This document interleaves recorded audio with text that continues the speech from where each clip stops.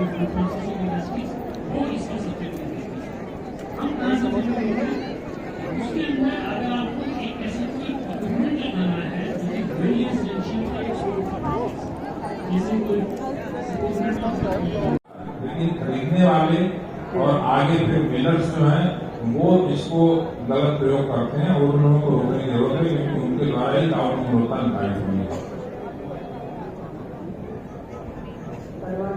मेरे पास किसानों भाइयों की कई ऐसे प्रश्न आ रहे हैं जिनका तो बहुत जनरल नेचर में है और इस सत्र से उसका संबंध नहीं है, तो कृपया मैं ये अनुरोध करूंगी कि वो इस सत्र से संबंधित भी प्रश्न पूछे। बाकी जो और क्वेश्चन मेरे पास आ रहे हैं मैं संबंधित वैज्ञानिकों को दे दूंगी और आप उनसे इनका समाधान ले सकते हैं। सर, एक सवाल ये है कि हल्दी और अदरक की खेती और निर्यात के लिए एपीडा या स्पाइस बोर्ड की कोई परियोजना है या कोई इंसेंटिव स्कीम है? ये फार्मर उड़ीसा में है और ये जानना चाहते हैं। जी, स्पाइस बोर्ड की निश्चित तौर पर स्कीम्स हैं। स्पाइस बोर्ड इस संबंध में मैनेज करता है, फैसिलिटेट करता है। दोनों ही हल्दी तो हमारी बहुत दिक्कत है। कोविड के बाद तो हिंदुस्तान की हल्दी का तो कमाल है, बहुत ही अच्छी डिमांड बढ़ गई, जबरदस्त डिमांड बढ़ गई, क्योंकि कर्क्यूमिन जो उसके अंदर तो पहले तो पता ही नहीं होता था कर्क्यूमिन क्या होता है। वो हल्दी से कर्क्यूमिन निकाल के वापस हमें एक्सपोर्ट किया करते थे कैप्सूल में डाल के। लेकिन अब पता लग गया जब हमारे कर्क्यूमिन की इंडस्ट्रीज भी बहुत लंबी शुरू हो गई है और दूसरा जो है कर्क्यूमिन और हल्दी का जो है बहुत अच्छा निर्यात हो रहा है। निश्चित तौर पर एक बड़ी अच्छी फील्ड है, इसको ले सकते हैं। अदरक के क्षेत्र में भी पाउडर अदरक की बहुत सी चीज़ें बन गई जिसमें जो है स्पाइसी बोर्ड इस तरह काफ़ी हेल्प कर रहा है।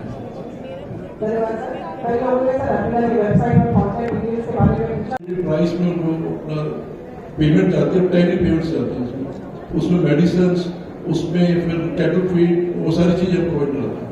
थैंक यू सर, हमारे कुछ डेयरी फार्मर से एक सवाल ये भी पूछा है कि डेयरी फार्मिंग धीरे धीरे बंद हो रही है और रेट नहीं मिल रहे हैं ठीक से और दूध में एडल्ट्रेशन की बहुत प्रॉब्लम है, जिस वजह से मार्केट में उनका नाम खराब होता है और रेट नहीं मिलता है। तो क्या कोई ऐसा रेगुलेशन है जो इसको रोक सकता है और कोई समाधान है? ये तो वैसे बहुत अच्छा क्वेश्चन है। अभी हम अंदर बैठे थे डॉक्टर साहब के साथ, सुल्तान जी करनाल से ही, हमारे दोस्त करनाल से, और जो सिटीज जो थोड़ा सा अर्बनाइजेशन है, जहाँ पे थोड़ा सा शहरी वहाँ पे पॉपुलेशन है, मैं समझता हूँ वहाँ पे तो कोई भी बच्चा जो यंगस्टर है वो गाय भैंस के अंदर से काम ही नहीं करता बिल्कुल भी। हमारे हरियाणा में, खुद में नॉर्थ हरियाणा के अंदर मिल्क प्रोडक्शन काफ़ी डाउन है, बिकॉज ऑफ कि जो यंगस्टर बच्चे सब बाहर सर्विस करने शहरों में जाते हैं और कुछ लोग बाहर जाने का, फॉरेन जाने का बहुत ज़्यादा आजकल प्रचलन चल रहा है। काफ़ी गांव, काफ़ी घर ऐसे हैं कि वहाँ पे बच्चे, इन्हीं सब यंगस्टर बच्चे बाहर जा चुके हैं। और जहाँ तक बात एडल्ट्रेशन की है, एडल्ट्रेशन की प्रॉब्लम तो पहले थी है और धीरे धीरे उसको करके कम करने की कोशिश फैक्ट्री लेवल पे और गवर्नमेंट लेवल पे भी हो रही है। गवर्नमेंट ने जो एक FSSAI का जो एक नए नॉर्म्स बनाए हैं उसके अंदर और ज़्यादा स्ट्रिक्ट रहेगा तो बेटर रहेगा ये सब के लिए, उत्पादक के लिए भी और हम जैसे प्रोड्यूसर्स के लिए और एक्सपोर्टर के लिए भी। Thank you. धन्यवाद सर।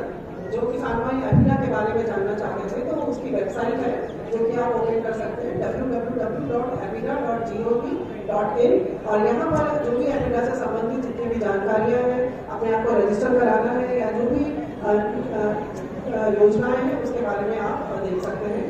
तो मैं जानती हूँ कि हमारे किसान भाइयों के बहुत सारे प्रश्न अभी भी हैं, लेकिन समय अभाव के होने की वजह से अब हम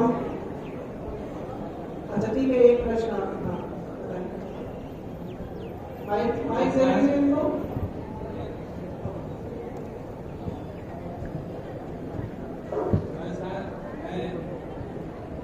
मैं एक कृषि छात्र हूँ और आज उत्तर प्रदेश से बिलोंग करता हूँ। मैं कई किसानों से मिला हूँ, जैसा कि यहाँ पे बात हो रही है कि श्री अन्न के बारे में और ऑर्गेनिक फार्मिंग के बारे में, तो किसानों से बात करके मुझे कुछ जो पता चला उससे एक ही राय आती है जो मैं अपने शब्दों में कहना चाहूँगा, उसके बाद अपनी प्रश्न पूछूंगा। तो उनका कहना यही था कि आप अगर दे तो हम हीरो को भी उगा दें, अगर आप दें बीज तो हम हीरो को भी उगा दें, लेकिन उसे बेचेंगे कहाँ? तो मैं ये पूछना चाहता हूँ सर कि उनके इस माइंड सेट को कैसे बदले कि वो मतलब ये सोचे कि हमारे बेचने के बहुत तरीके हैं, जैसे आपने बताया FPO बनाने की बात की और जैसे कई तो वो हम उनके माध्यम उनके सेठ को बदलना चाहते हैं, तो हम क्या करें ऐसा?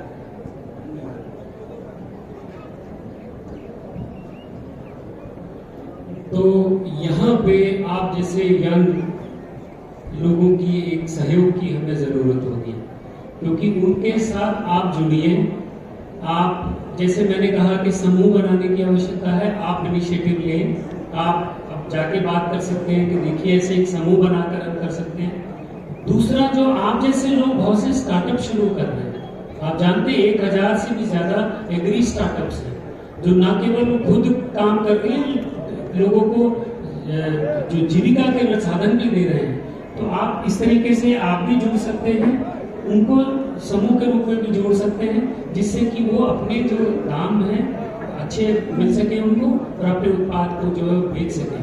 तो मैं यही चाहूँगा कि आप जैसे यंग लोग जो चाहिए, आप जैसी नई सोच जो है वो चाहिए, जो कि सबको जो है जानकारी दे और उनको सबको जोड़कर चले और आगे लेकर चले इस बारे में।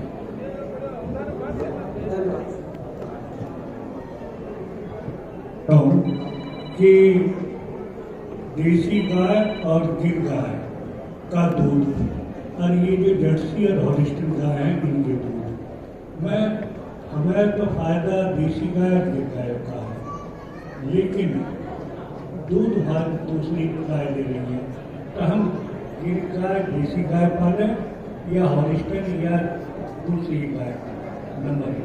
नंबर 2, गाय के रेट कम रहते हैं, भैंस के दूध के रेट ज़्यादा रहते हैं, जबकि गाय का दूध कम रहता है और भैंस का तो दूध रहता ही है। तो ये भी मेरी गुजारिश है कि गाय के दूध का अमृत का जो है उसके रेट आ जाए। सर एक इस बात को एक पूछूंगा, 1672 जो वैरायटी है ये, उसके बारे में जानकारी चाहूँगा कि क्या मतलब कैसी वैरायटी है, कि अब तक हम 1509 की पैदावार कर रहे हैं और 1509 में हमें एक फायदा लगा कि उसमें बीमारी कम आई और समय से पहले करती है फायदा मार्केट में से बैठते, लेकिन 1672 के बारे में जानना 1692 में।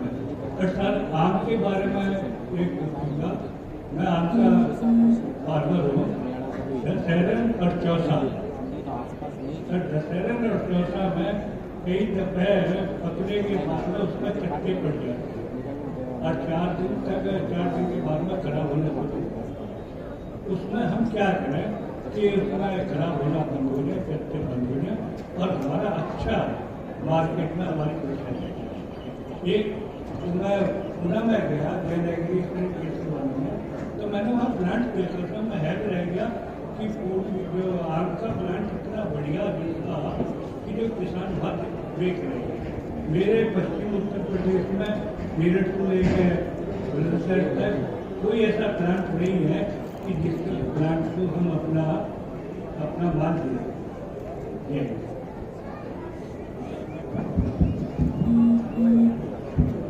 जहाँ तक दूध की बात और गाय की आपने बात करी, साहिवाल और गिर गाय और कंपैरिजन उससे हॉस्टन और जर्सी गाय से,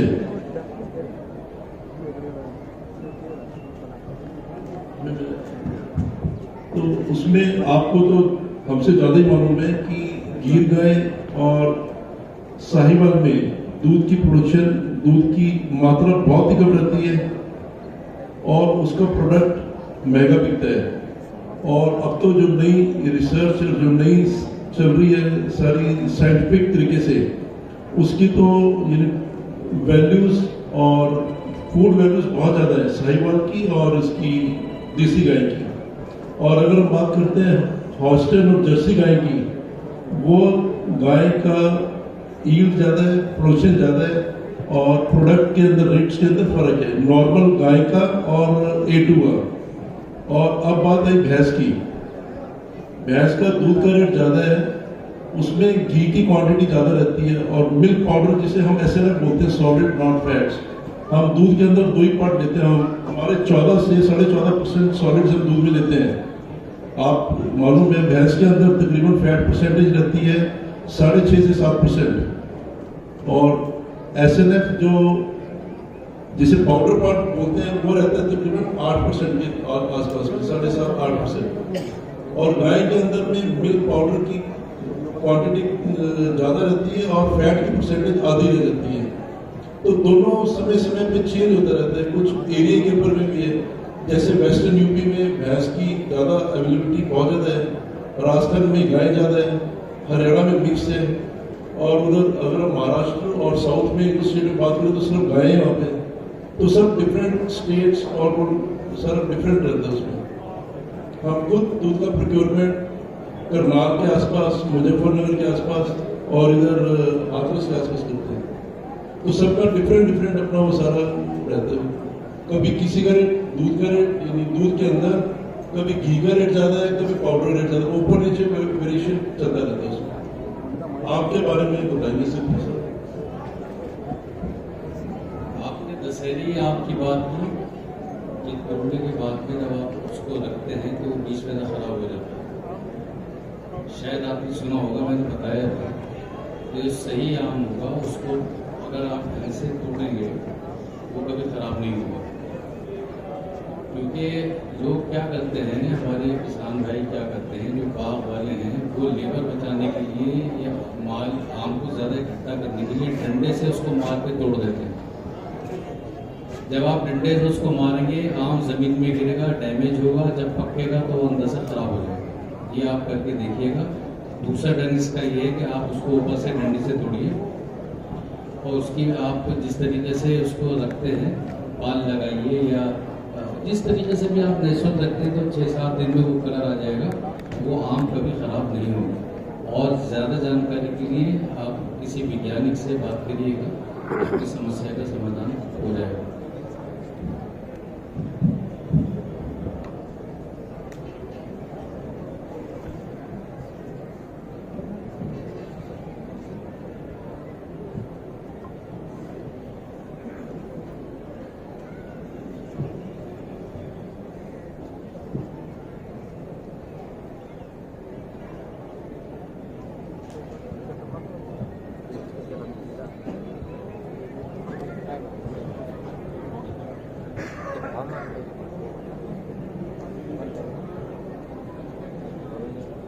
तो एक तो प्रश्न अभी आपने बताया था आम फट जाता है, शायद ही कहा था आपने।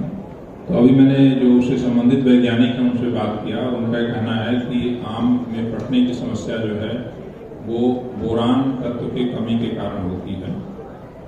बोरान तत्व, इसमें 1% बोरेक्स का छिड़काव अगर कर दें, बोरेक्स का छिड़काव 1%, तो उससे फिर ये समस्या नहीं आएगी। और छिड़काव करीब आम बनने के 25 दिन के बाद करना होता है। दूसरा आपने पूछा बासमती 1692, 72 नहीं 1692 के बारे में पूछा। ये किस्म जो है वो 1509 से करीब 1 हफ्ते पहले तैयार होती है, उससे भी कम समय लेती है। पैदावार उससे ज़्यादा है, करीब 2 क्विंटल 3 क्विंटल एकड़ में पैदावार उससे ज़्यादा आती है। गुणवत्ता में 1509 जैसी ही है, तो आप 1509 की जगह पे 1692 लगा सकते हैं। और अब इन दोनों को पीछे छोड़ने वाली किस्म 1847 आई है, जिसकी पैदावार काफ़ी अधिक है, 28 से 30 क्विंटल प्रति एकड़ की है, और उसमें पत्ती का झुलसा और झोंका रोग भी नहीं लगता। तो इन दोनों किस्मों को अब आगे आने वाले दिनों में 1847 जो है रिप्लेस करेंगे। किसान भाई, हमारे सत्र का समय ऑलमोस्ट खत्म हो गया है और आई एम श्योर कि आपके प्रश्न बहुत ज्यादा है। ठीक है, अच्छा लास्ट प्रश्न हम ले लेते हैं।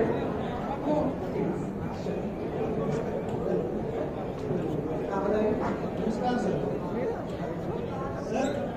हर शहर में रहने वाला बंदा ये चाहता है कि उसको नॉन पेस्टिसाइड सब्जियां मिले।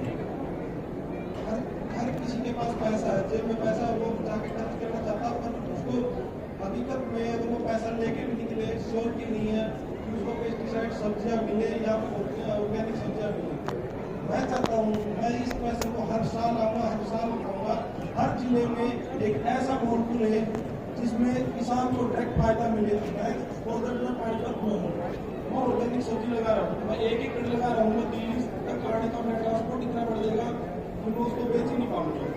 हर जिले में एक ऐसा मोड खुले जिसके अंदर 2 डिवाइड हो, इधर पेस्टिसाइड और इधर ऑर्गेनिक सब्जियां आप बेच सकते हो और डायरेक्ट जाके शहर में रहने वाला बंदा जाके खरीद सकेंगे। ज़्यादा कोई कॉस्टिंग नहीं है इसको, या तो MSME के दायरे में ले आओ, डायरेक्ट अपॉर्चुनिटी निकलेगी तो कोई भी जाके न्यू स्टार्टअप जाके कर सके, या सरकार खुद से इसके लिए अफोर्ड करेगी, हर जिले में वो खोल ले जाएंगे। सेकंड क्वेश्चन, मैं सिया सीड चलाता हूँ, एक छोटा सा स्टार्टअप है, तरक्की करता हूँ। अगर मैं प्लांट लगाता हूँ, सीड प्रोसेसिंग प्लांट लगाता हूँ तो मेरा लगभग 11.5 महीने प्लांट खड़ा रहेगा। अब MSME के थ्रू सब्सिडी दे रहे हो, उस सब्सिडी का फायदा सिर्फ प्लांट लगाने पे है, जबकि उसमें बैंक में जाकर पता किया कि 70 से 80% तक आपको पैसा मिलेगा। तो आप प्लांट लगाओगे तो आप MSME के दायरे में आओगे। अगर जैसे मेरे जैसे हैं जिसको प्लांट नहीं लगाना, प्रोसेसिंग की स्टोर से करानी है, तो सीड खरीदने के लिए पैसा जेब से लगाना पड़ेगा, आपका स्टार्टअप वहीं तक रहेगा। आप ज्यादा नहीं 1 करोड़ तक के दायरे को, जैसे कोई सीड कंपनी वाला है तो वर्किंग कैपिटल में लेके आए 1 करोड़ तक।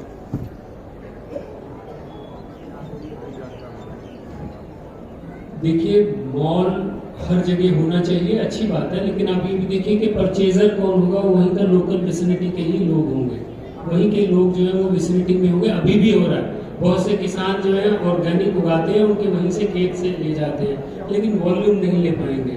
अभी जो हो रहा है तरीका, जितनी आप जानते हैं सुपर मार्केट्स हैं, चाहे कोई भी सुपर मार्केट ले लीजिए आप, ये मोड ले लीजिए, या जितनी भी सुपर मार्केट्स हैं, जो रिलायंस फ्रेश ले लीजिए, ये लोग अब ऑर्गेनिक का काम शुरू करेंगे। एक अलग से होता है जिसमें ऑर्गेनिक प्रोड्यूस को बेच रहे हैं, तो वो आपसे डायरेक्ट इनके साथ टच में आ सकते हैं। उनको प्रोक्योरमेंट चाहिए, वो उनसे प्रोक्योर करके वो शहर में, क्योंकि खरीदार जो शहरी खरीदार है उसकी परचेजिंग पावर बेटर है, वो वहां से वो चाहता है कि मैं इसको माल चाहिए। अब विसिनिटी में माल जो बेचेंगे तो उतने दाम नहीं मिलेंगे, इसलिए बेटर यही है कि हम जो सुपर मार्केट्स और ये जो प्रोक्योर करके वो आपसे एग्रीगेट कर लेती हैं, आपसे लेके एग्रीगेट करके वो फिर आगे जाके सुपर मार्केट्स के अपनी जितने रिटेल आउटलेट्स हैं वहां से बेचते हैं। तो वो एक ज्यादा अच्छा समाधान है। आप लोकल लेवल पर भी होना चाहिए, जिससे कि थोड़ा वहां भी बेच सके, जिनके पास छोटी क्वांटिटी है वो वहां पर बेच सकते हैं। जहां तक आपको कहा स्टार्टअप के लिए एनकरेजमेंट गवर्नमेंट कर रही है। आप जानते हैं 50 लाख तक का लोन तो आसानी से मिल जाता है। अब आपने कहा कि वर्किंग कैपिटल का लोन मिलना चाहिए, अब सरकार की एक लिमिटेशंस है फंड्स के ऊपर भी। जो मैन्युफैक्चरिंग कर रहा है उसको वो दे रही है 50 लाख तक का बहुत आसानी से लोन मिलता है। आप किसी बैंक के पास जाएंगे कि मैं एक स्टार्टअप हूँ और मैन्युफैक्चरिंग कर रहा हूँ, आपको 50 लाख के लिए कम से कम सवाल पूछे जाएंगे और आपको लोन मिल जाएगा रिड्यूस्ड रेट पर, वहां पर आपका रेट भी रिड्यूस्ड होगा। तो अभी सुविधाएं जितनी सरकार दे सकती है दे रही है, सही है कि आगे और मिलनी चाहिए, लेकिन जैसे जैसे आपका काम बढ़ जाता है तब बैंक्स जो है आपको वर्किंग कैपिटल पर भी लोन देना शुरू हो जाती है। जितने बड़े बड़े उद्यमी हैं सब वर्किंग कैपिटल पर लोन लेते हैं, लेकिन खाली मेरे को वर्किंग कैपिटल पर लोन मिल जाए और मैं कुछ नहीं करूं, पता नहीं अभी इतनी जल्दी संभव हो पाएगा कि नहीं, मैं नहीं जानता। धन्यवाद सर। हम इस सत्र का समय देखिए समाप्त हो रहा है और हम ज्यादा टाइम ऑलरेडी ले चुके हैं। देखिए आप लिखकर दे दीजिए, मैं जो संबंधित वक्ता है, ठीक है चलिए।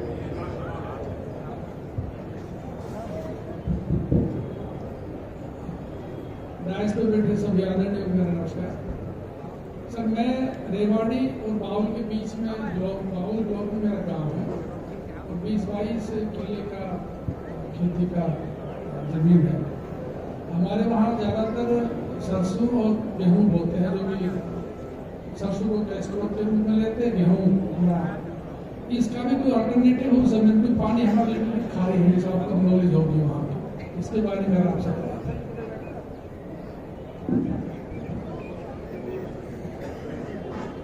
चलिए आप अपना जो है हमको एड्रेस दे दीजिए, ठीक है। जमीन की जो मिट्टी की जांच है, पानी की जांच है, ये करने के बाद हमारे कई साथी हैं, डॉक्टर राजवीर यादव रेवाड़ी के रहने वाले हैं, डॉक्टर DK यादव वहीं के रहने वाले हैं, और ये लोग सरसों और गेहूँ करते हैं। डाइवर्सिफिकेशन में फलों में कुछ चीज़ें हैं जो कि कुछ किस्में हैं जो कि खारे पानी में या लवणता सहनशील हैं, उनमें डाइवर्सिफिकेशन करने की संभावना है। वैसे सरसों तो बढ़िया रेट दे रही है, कम खर्च में सरसों क्यों छोड़ना चाहते हैं आप? कह रहे हैं सरसों में रेट अच्छा कम खर्चे में मिल रहा है, सरसों क्यों छोड़ना चाहते हैं आप? हम आपको इसके बारे में बताएंगे आपको जो है, ठीक है।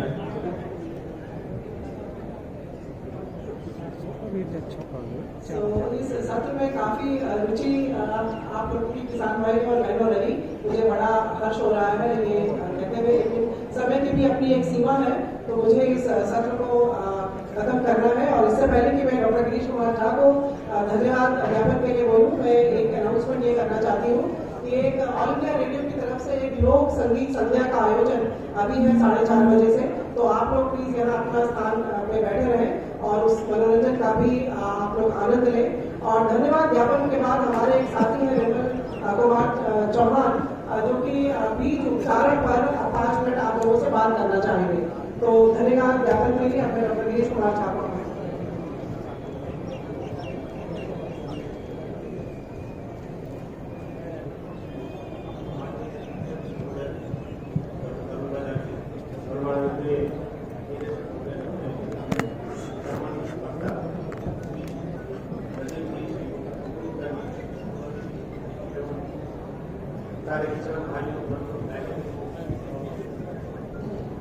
जैसा कि आप सभी जानते हैं कि इस जानकारी का हम लोग अंत में पहुंच चुके हैं और औपचारिकता बस हम इस अवसर पे संस्थान की तरफ से, संस्थान के सभी वैज्ञानिकों के सभी आयोजकों की तरफ से धन्यवाद प्रस्ताव करने जा रहे हैं और इसमें मुझे काफी खुशी महसूस हो रही, काफी गर्व महसूस हो रहा है। सबसे पहले मैं धन्यवाद प्रस्ताव में अध्यक्ष महोदय का, तरुण बजाजी का धन्यवाद करना चाहूँगा, जो कि उन्होंने अपना बहुमूल्य समय दिया है यहाँ पर। उनको अभी इमीडिएटली यहाँ से इम्पोर्टेंट टीमों की मीटिंग के लिए जाना है, फिर भी उन्होंने इसको प्रायोरिटी पे रखा और यहाँ उन्होंने अपना पूरा समय दिया। उसके बाद हम इस पूरे मेला के करता धरता है हमारे निदेशक महोदय, हर एक क्षण हर एक चीज के लिए मार्गदर्शन कर रहे हैं और हर एक चीज का ध्यान रखते हैं। इसके लिए सर मैं आपका बहुत आभार व्यक्त करता हूँ। इसके साथ ही हमारे जो सामान्य वक्ता लोग हैं, चाहे वो हम पहले बात करते हैं श्री विपिन गुप्ता जी की, जो chairman alpha milk foods Karnataka के, वो यहाँ आए, वो पहले भी आ चुके हैं और आए और उन्होंने अपने सहज भाषा में कैसे हम डेली, इसके लिए सर हम आपका बहुत बहुत आभार प्रकट करते हैं। श्री नदीम सिद्दीकी जी, जो कि पहले किसान थे और किसान से निर्यातक थे और इस तरह से उन्होंने अपनी स्ट्रगल को, अपनी जर्नी को समझाया और किसान भाइयों के लिए, उसका मैं बहुत बहुत आभार व्यक्त करता हूँ उनके लिए। श्री सुल्तान सिंह जी पहले भी आ चुके हैं और वो एक लाइव नमूना है कि कैसे आदमी शुरू से उठकर इस चोटी तक पहुंच सकता है जहाँ पे अब उनका अपना ब्रांड का नाम हो गया है। उनका मैं बहुत बहुत आभार, जब भी हम उनको इस संस्थान से बुलाते हैं तो बहुत ही मतलब कम नोटिस प्रति और बहुत ही खुशी के लोग यहाँ आते हैं। इस सारा जो मेला किया जाता है यहाँ पे, ये निदेशक प्रसाद होते हैं डॉक्टर रविंद्र डालिया जी हैं, जो इस सारी चीजों को देखते हैं, उनका भी हम बहुत आभार करते हैं। और जैसा कि आप देखें कि सारे सत्र का जो संयोजन है ये मैडम डॉक्टर अलका सिंह ने किया और ये संयोजन देखने में छोटा लगता है, लेकिन बहुत दिनों तक उस संयोजन में लगातार लोग लगे रहते हैं, तो उसके लिए भी मैडम का आभार। इनफैक्ट सबसे ज्यादा आभार है जो इस ऑडिटोरियम में, इस मेले के सत्र में जो, क्योंकि इसकी सफलता कभी भी जब आप लोग यहाँ बैठे, मैं जानता हूँ कि कुछ प्रश्न नहीं ले पाए, लेकिन अभी इसके बाद भी ये लोग यही रहेंगे, आप अपने प्रश्न पूछ सकते हैं। तो तहे दिल से हम आप लोगों का आभार व्यक्त करते हैं, चाहे किसान भाई हो, हम हो और वैज्ञानिक लोग हो या जो भी आगंतुक लोग हो जो भी यहाँ आए हैं, उन सबों का मैं तहे दिल से आभार व्यक्त करता हूँ। और मैंने कहा मैं बहुत धन्यवाद बोलूँगा कि आप संक्षिप्त में, क्योंकि हमारा नेक्स्ट कार्यक्रम जैसा कि आप जानते हैं वो लोग आ जाते हैं, आप संक्षिप्त में होगा तो आपसे बहुत बात